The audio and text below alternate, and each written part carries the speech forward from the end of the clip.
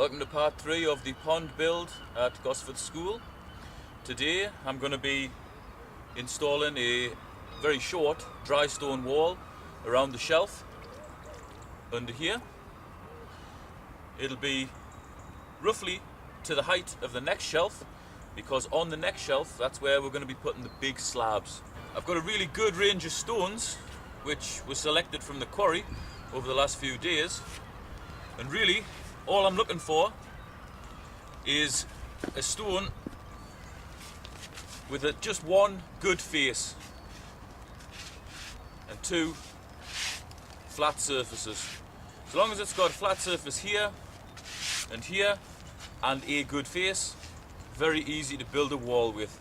You can just pick similar height stones and then overlap them with stones on top.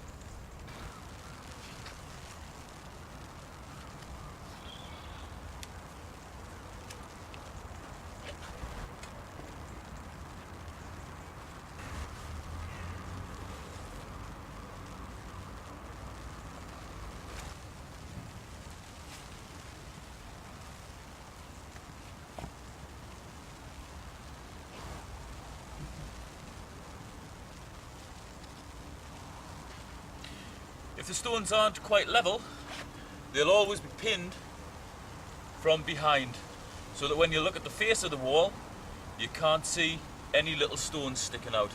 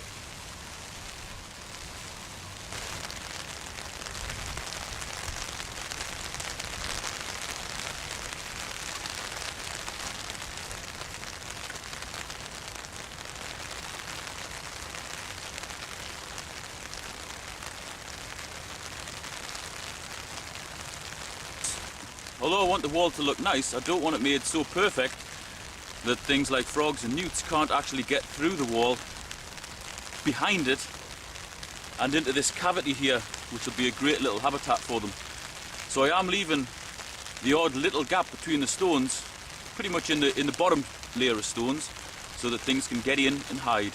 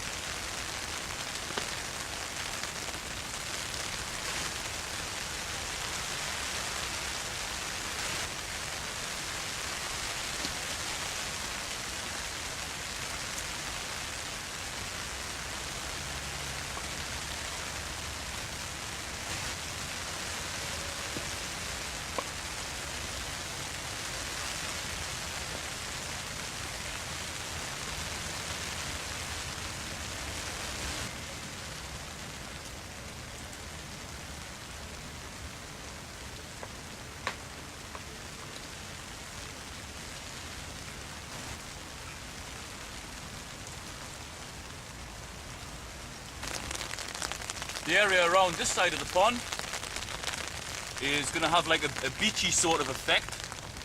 So I'm finishing the wall here adding a little bit more here and continuing on there, just so you have like a two-part beach. It would look a bit boring if there was only one long strip of beach, so I'm just going to try and break it up a bit. And then I'm going to put stones on the big shelf inside of here, just to help to retain the cobbles when we tip them in.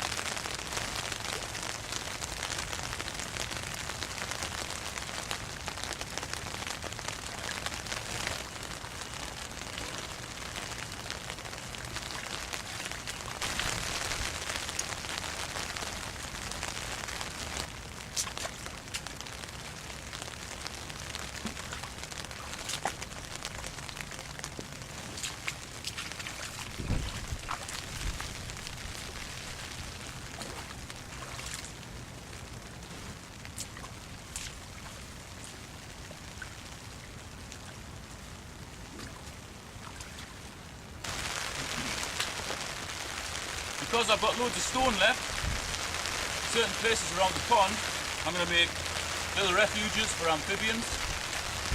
Basically just building a very, very rough dry stone wall up, but allowing big pockets, firstly for planting and also for animals to get in and out of these little caves.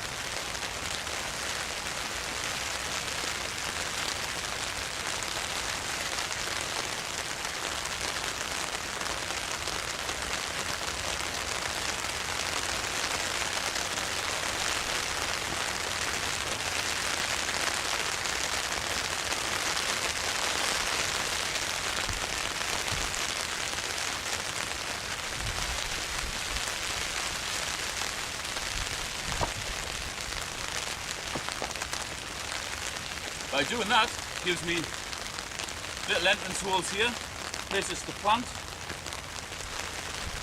and also a solid base to stand on should I need to get in and out of the pond at a later date. Now that I've got the wall to roughly the right height all the way around, still got plenty of stone left, so I'm going to break some of it up and use it as packing in the gaps. Obviously I don't want to block all the gaps up, but the likes of here, animals can still get in here, but by sticking a stone in there, it'll help to stiffen the wall up.